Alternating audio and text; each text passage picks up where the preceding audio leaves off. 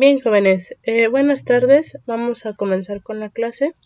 Esta es la reposición de la clase de hoy. Y pues bueno, nos habíamos quedado en que vimos la demografía y dinámica poblacional. Que primero había que responder la pregunta acerca de demografía para saber cuántos hay, ¿no? Y luego la dinámica, cómo está transformándose la población, la cantidad, en cuanto a cantidad y quiénes la conforman, cuántos hay de cada tipo. Ok, entonces, la primera pregunta que se tenía que, que se tiene que responder es cuántos individuos hay en un momento dado. Entonces, la respuesta sería nt, número de individuos en el tiempo t. Es decir, n la vamos a tener como número de individuos y t va a ser tiempo. Y lo vamos a comparar con cuántos individuos habrá en el siguiente intervalo de tiempo, la próxima vez que pues se vea esta población. Y entonces va a ser número de individuos en un tiempo más 1, es decir, en el siguiente tiempo. Cuando sea el siguiente otro tiempo sería nt más 2, más 3, etc. Y entonces, como podríamos saberlo, vamos a usar nt, número de individuos iniciales. Si fuera este nt más 2, pues entonces sería nt más 1 aquí, y así sucesivamente. Nt más b, que son nacimientos, menos d, que son muertes, más i, que son inmigraciones, menos e, que son emigraciones. Ok. Entonces, algunos de los elementos que utilizamos para poder hacer poder estudiar la dinámica de las poblaciones, son las tablas de vida. Las tablas de vida son arreglos de tablas, tabulares, que van a resumir el comportamiento de los principales parámetros poblacionales. Nos van a hablar de la tasa de mortalidad o supervivencia que corresponde a una categoría específica. Estas tablas de vida se basan en la columna correspondiente a n, es decir, se van a basar en el número inicial, que es un dato tomado en el campo o en el laboratorio, lo que sea, pero que tenga el número de individuos que tenemos en un inicio. Las demás columnas van a derivar de lo que corresponda a n. El número de descendientes es también un dato de campo. Bueno, esto en caso de que hagamos trabajemos en campo, es decir, al aire libre, por decirlo así, en el ambiente natural de las poblaciones. Si por ejemplo nosotros queremos ver, no sé, la dinámica poblacional de ratones en laboratorio, bueno, vamos a hacer el laboratorio, ¿no? Si vamos a ver la dinámica poblacional de los opilotes que se comen los desechos de todos los seres vivos, para evitar otro tipo de infecciones, bueno, entonces pues eso sería también en campo. O si queremos determinar la dinámica poblacional de el gusano cogollero, de nuestra milpa, de nuestros cultivos, entonces pues bueno, vamos a ver, eso también sería un dato de campo. Bien, ok. Entonces, hay varios tipos de tablas. Están las tablas de cohorte, las estáticas y finalmente las diagramáticas. Bien, entonces en cuanto a las tablas de cohorte, que también se les conoce como dinámicas u horizontales, siguen a una cohorte desde el nacimiento hasta la muerte, es decir, como una generación hasta la muerte de sus miembros, que son casi todos prácticamente de la misma edad. Entonces van a ver desde que si por ejemplo queremos saber cuál es la germinación cuando sobreviven y qué tan rápido crecen, vamos a verlos desde la plantación, etcétera, etcétera, o desde el nacimiento hasta pues hasta que mueren. Bien, entonces un segundito. Bien, entonces, bueno, este es un ejemplo de uno de las tablas de vida de cohorte, pero bueno, esta es hecha en laboratorio, por un lado, y por otro, pues bueno, se utilizaron diferentes poblaciones, es decir, sí, se utilizaron diferentes poblaciones porque aquí, pues bueno, NX es la cantidad de individuos vivos al inicio del intervalo, y pues bueno, vemos que aquí, pues de huevo tenemos 464, larva 1 58, larva 2 250, pupa 50 y en adultos todavía no tenían adultos. Bien, aquí se van a ver varios puntos. Por ejemplo, de X va a ser la cantidad de individuos muertos dentro del intervalo X. En casi todos no hay, pero en la larva 2, perdón, hubo 118 individuos que murieron. En EX, la esperanza de vida para el intervalo X EX es la esperanza de vida para el intervalo X. ¿Cuánto va a ser la esperanza de vida para cada uno? Luego también tenemos LX, L minúscula X, que va a ser la proporción de supervivientes al empezar el intervalo de edad, respecto al número inicial de la cohorte, de la generación, por decirlo así, ¿no? También vamos a tener QX, que va a ser la tasa de mortalidad. La tasa de mortalidad, que recordemos que es lo contrario a ¿cómo se llama? A la supervivencia, ¿no? Y son, pues bueno, complementarios. Y bueno, esa proporción de muertes en el intervalo. Y bien, este estudio se hizo con el laboratorio, como les comentaba, de Celenotrips rubrocintus, en condiciones de promedio de temperatura de 23 grados Celsius y una humedad relativa en promedio del 67%. Bien, ¿por qué mencionan esto? Bueno, porque al ser insectos y en general en un laboratorio sí es posible tener condiciones controladas de manejo de estos individuos y podemos decir que el deceso, las muertes de una generación a otra no tienen que ver, entonces por la falta de humedad, o la humedad excesiva o una temperatura que no fuera adecuada para ellos. Entonces, por eso lo mencionan así, ¿no? Ok. Ahora, también tenemos las tablas de vida estáticas, que también se les conoce como verticales o estacionarias, y estos son un corte de la población en un tiempo específico. Incluyen a individuos de diferentes categorías de edad o tamaño y es como una fotografía de la población. Entonces aquí casi siempre esto sí se suele hacer en campo. Y entonces vamos, no sé, aquí querían estudiar a estas aves. Y entonces van y los estudian, ¿no?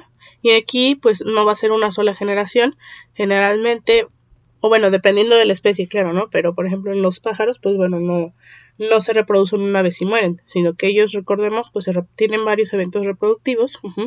Entonces las poblaciones se van a traslapar y nos da como resultado pues ver cuántos hay de cada tipo, ¿no? Y luego los vamos a comparar, o va a ser posible para nosotros compararlos en la siguiente vez que los vayamos a estudiar. Entonces, aquí vamos a poder saber cuántos hay de cada tipo, y vamos a poder compararlo con la próxima vez que los estudiemos. Y otra vez tenemos los intervalos de edad. Lo vamos a poner por intervalos porque pues bueno va a ser es mucho mejor para resumirlo. Y recordemos que los intervalos de edad pues va por etapas también, ¿no? el número de muertes de X, el porcentaje de muertes de X en minúscula, los supervivientes, el X en minúscula, y la probabilidad de muerte, QX. Entonces nos da X la esperanza de vida. Ok. Y bueno, antes de pasar a la última forma de tabla de vida, nos hace la pregunta, ¿es malo no tener abuelo o abuela? Y bien, no es tanto la pregunta de si es malo o bueno, o si queremos o no a nuestros abuelos, sino más bien nos va a hablar de las generaciones discretas y continuas. Y esto va a depender, como les comentaba, de las especies. En las generaciones discretas no se van a superponer. Los progenitores van a morir antes de que sus crías se reproduzcan. ¿Esto qué quiere decir? Bueno, vamos a hablar de generaciones donde los animales son semíparos o las plantas son monocárpicas. Tienen un evento reproductivo y luego mueren. En cambio, en las generaciones continuas sí se superponen las generaciones. Van a haber varias generaciones que van a coexistir al mismo tiempo. Bisabuelos, abuelos, padres, hijos. Y estos serían los animales iteróparos, y las plantas policárpicas. Entonces, sí es importante saber para poder estudiar a las poblaciones. Bien, entonces, tenemos a las tablas diagramáticas. Y pues bueno, primero tenemos aquí un ejemplo un poquito más general. Y entonces tenemos los adultos, el número de adultos que va a ser n mayúscula, el número de adultos en t, tiempo 1, el primer tiempo. Y bueno, lo vamos a multiplicar por f, que va a ser, bueno, en este caso estamos hablando de semillas de una planta. F va a ser el número de semillas por planta. Cada adulto, cuántas semillas suele dar. Entonces, aquí vamos a multiplicar el número de adultos por las semillas que suelen dar en promedio.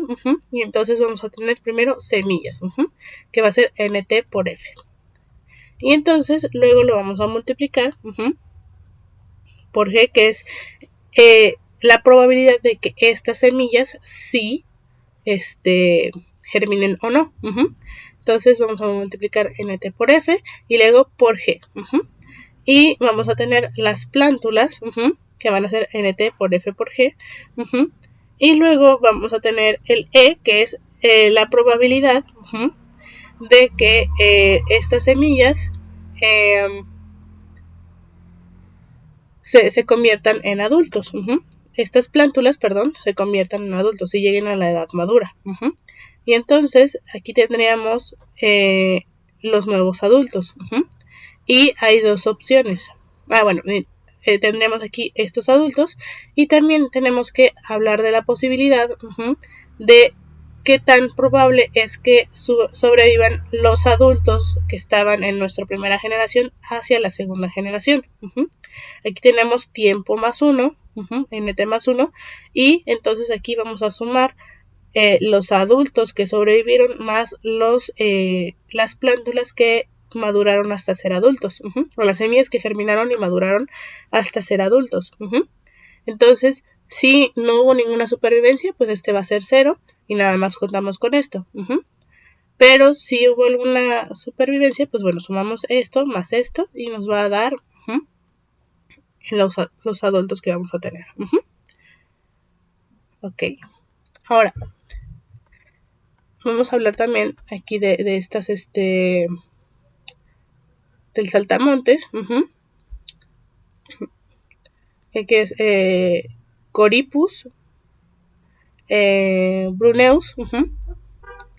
Y bueno, vemos entonces aquí los adultos. Aquí nos lo dividen ya en el año de 1947. Aquí ya nos lo dividen entre machos y hembras. Tenemos 2.5 hembras, 2.8 machos.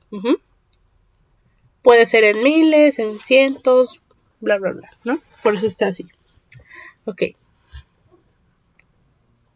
Ok. Entonces, veíamos que F, aquí, es el número de semillas por plántola. Entonces, aquí sería más bien como el número de puestas por adulto. Entonces empezamos a multiplicar. Vamos a sacar la calculadora para que se vea aquí. Vamos a hacerlo un poquito más chico.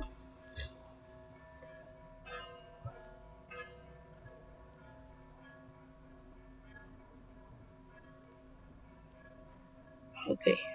Entonces, tenemos 2.5 por 7.3, me parece. Y entonces nos va a dar 18.25. Vamos a hacer esto un poquito más chico.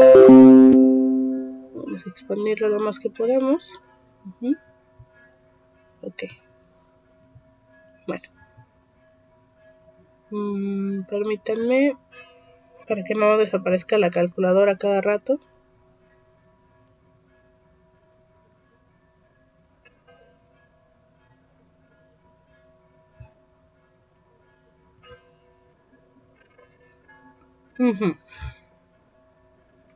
Entonces, tenemos 18.25 y van a ser puestas a final de cuentas, como los o sacos, por decirlo de alguna manera. Los saltamontes, un segundito.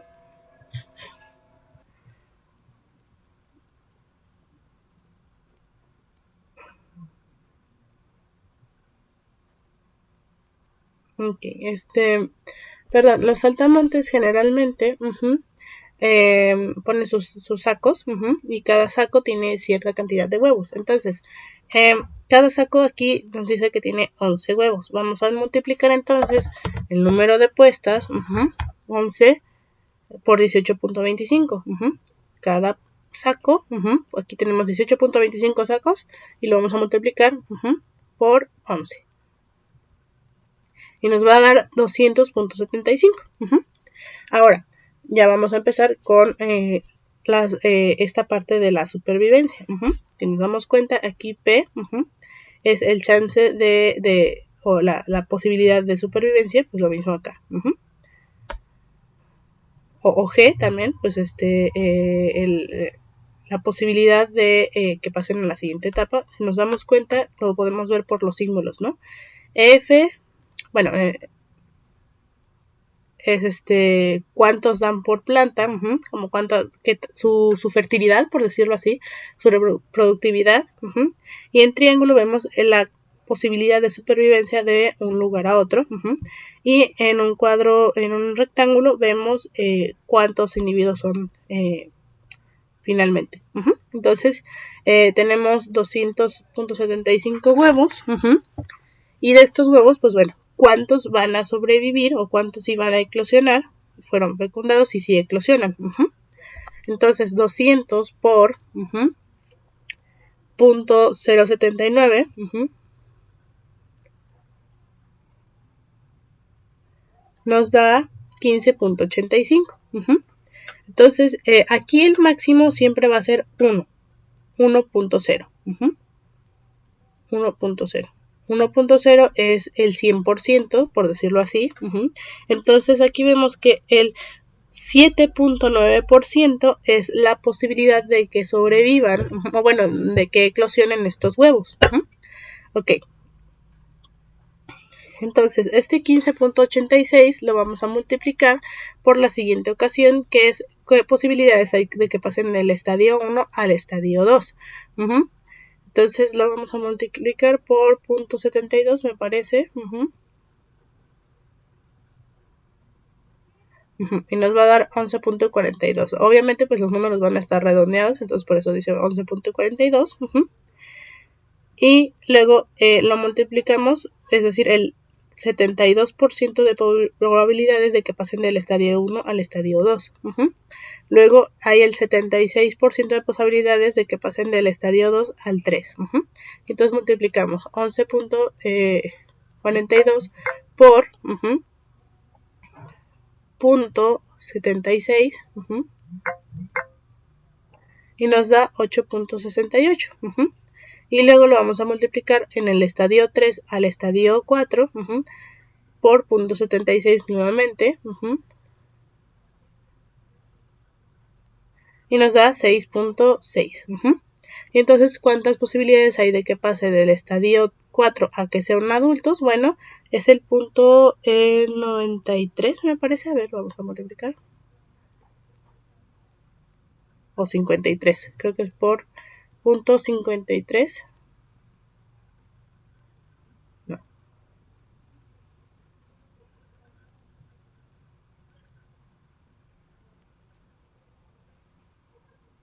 A ver, un momentito. Es que estos números no están muy bien puestos. 6.6 por...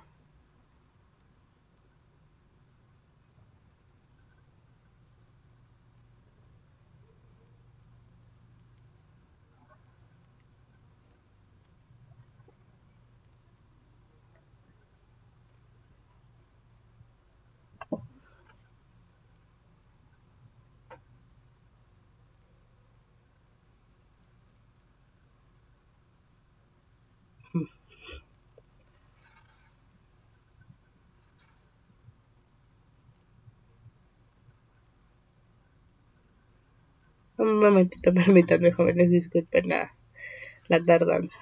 Digo, para que no se pierda aquí el tiempo. Listo, jóvenes. Perdón, no había tomado en cuenta esta parte de de que no son 2.9, sino que son 5.8, porque aquí son la mitad hembras, la mitad machos. Entonces, bueno, aquí se supone que ya pasó un año. Y bueno, son mitad hembra, mitad macho. Entonces, tenemos que... teníamos el 6.6 y lo vamos a multiplicar por .87. El 87% pasan al siguiente estadio. Y bueno, nos da a dar, perdón, .87, .88 más o menos. 6.6 por .88. 5.8 más o menos. Y nos va a dar, pues bueno, 5.8 y lo vamos a dividir, y pues aquí la mitad fueron hembras, la mitad machos. Y pues bueno, ninguno de los adultos pasó a la siguiente generación. No hubo, aquí igual son animales helméparos. Y entonces, pues bueno, así tenemos nuestra tabla diagramática. Y entonces ahora esta va a ser nt más 1. Nt más 1.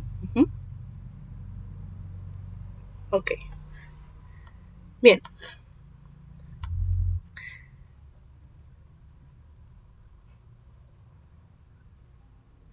Bien. Y bueno, así funciona nuestra tabla. Y bien, la teoría de ecología de poblaciones nos dice que hay una distribución estable de edades o de estadios. ¿Cómo ocurre esto? Bueno, si las condiciones permanecen constantes en cuanto a las condiciones ambientales, después de un periodo de tiempo, la estructura de edades o de estadios de una población se va a estabilizar. ¿Esto qué quiere decir? El porcentaje de la población representado por cada categoría va a ser constante. Es decir, y bueno, esto nada más pues se suele dar en laboratorio o en lugares bastante constantes, bastante estables, en donde pues bueno, ¿qué va a suceder aquí?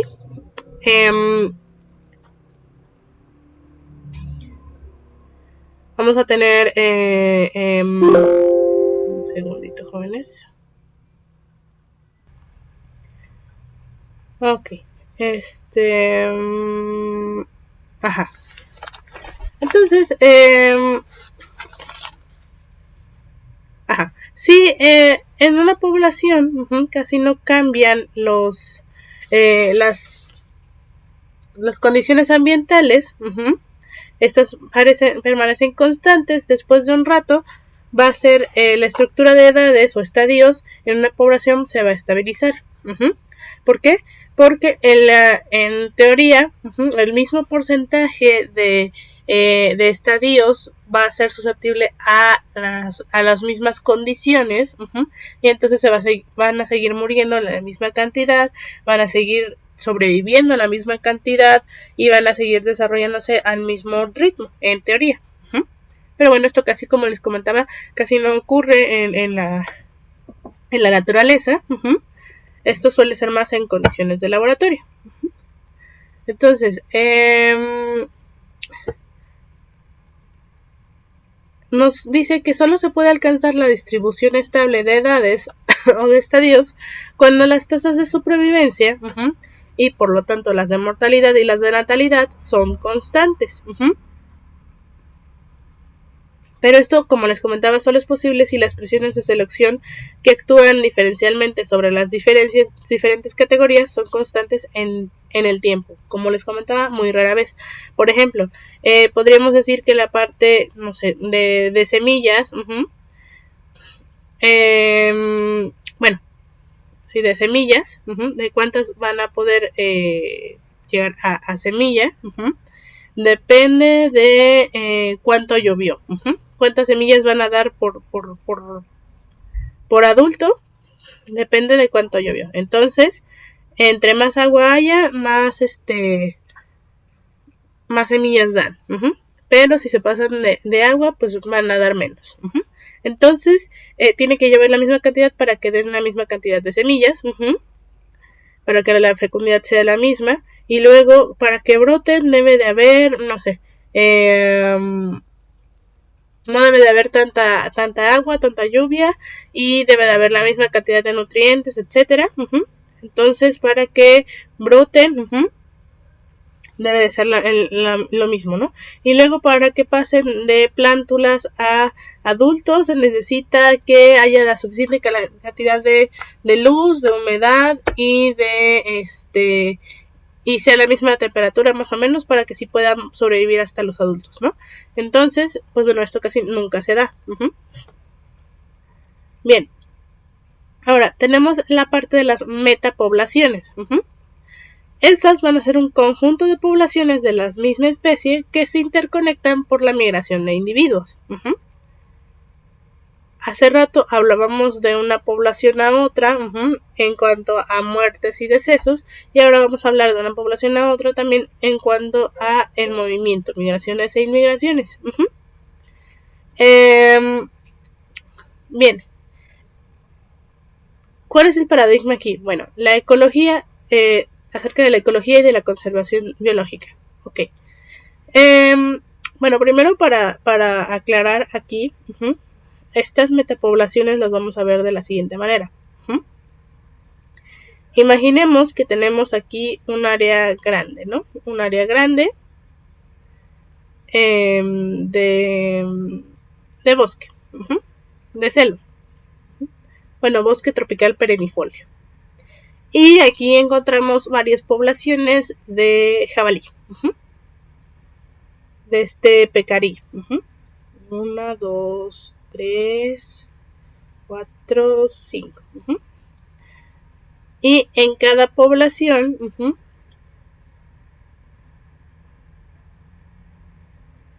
va a haber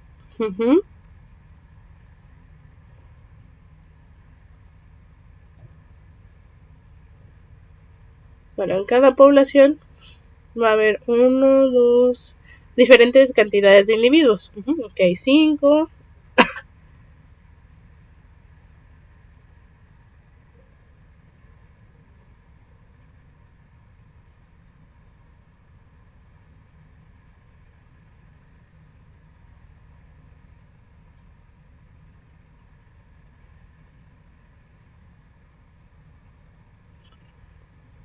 Y luego aquí varias más, ¿no?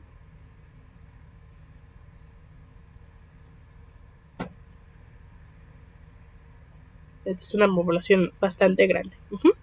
Entonces lo que estábamos viendo en principio eran la población de esta población, esta otra. Pero cuando hablamos de una metapoblación, entonces vamos a ver el conjunto de estas siempre y cuando haya un intercambio de individuos. A veces algunos se van a ir para acá, otros van a ir para acá, otros van a ir para acá, otros para acá, y así se van a ir intercambiando individuos. No sé, este va para acá, entonces aquí tenemos uno nuevo, y luego aquí llegan otros dos, etcétera, etcétera. Entonces aquí vemos los cambios, ¿no? Cuando están interconectadas por el cambio de individuos, entonces van a ser todas estas una metapoblación. Ahora, ¿qué pasa si no hay intercambio? Si, por ejemplo, aquí en medio ponemos un río bastante grande, con una corriente muy fuerte, lo que hace imposible que crucen estas poblaciones de aquí para acá, no pueden. Entonces, pero de aquí para acá sí pueden. Sí puede haber un intercambio aquí y sí puede haber un intercambio entre estas y entre estas. Entonces, ¿qué pasa en este caso? Vamos a tener dos metapoblaciones. ¿Por qué? Porque esta sí tiene intercambio y esta también, pero no hay un intercambio entre estas. Entonces, estas van a ser nuestras metapoblaciones. Ok. ¿Qué pasa con la conservación biológica? Bueno, actualmente la mayoría de los hábitats van a tener cierto grado de fragmentación, es decir, van a estar rotos por muchas veces la actividad humana, que por un campo de cultivo, que porque no sé, una carretera, una ciudad, una población, bueno, un pueblo, casas, etcétera, ¿no? Entonces, la probabilidad de persistencia de una población es mayor conforme un mayor número de parches están ocupados y la conectividad entre estas poblaciones de la metapoblación, entre los mismos permita el flujo de individuos entre las subpoblaciones. Entonces, esta es una subpoblación dentro de la metapoblación, esta es otra subpoblación y esta es otra subpoblación. Esta también es una y esta es otra subpoblación de esta metapoblación. La tasa de extinción de algunas poblaciones locales puede ser alta, pero mientras la conectividad sea bastante buena en la metapoblación, va a seguir sobreviviendo la especie como tal. Bien, entonces hay que conocer los factores que afectan el tamaño y cambio de las poblaciones a través del tiempo, y se necesita saber la persistencia a nivel regional, lo cual dependerá de la tasa de extinción de las poblaciones locales y de la tasa de colonización de hábitats o parches vacíos.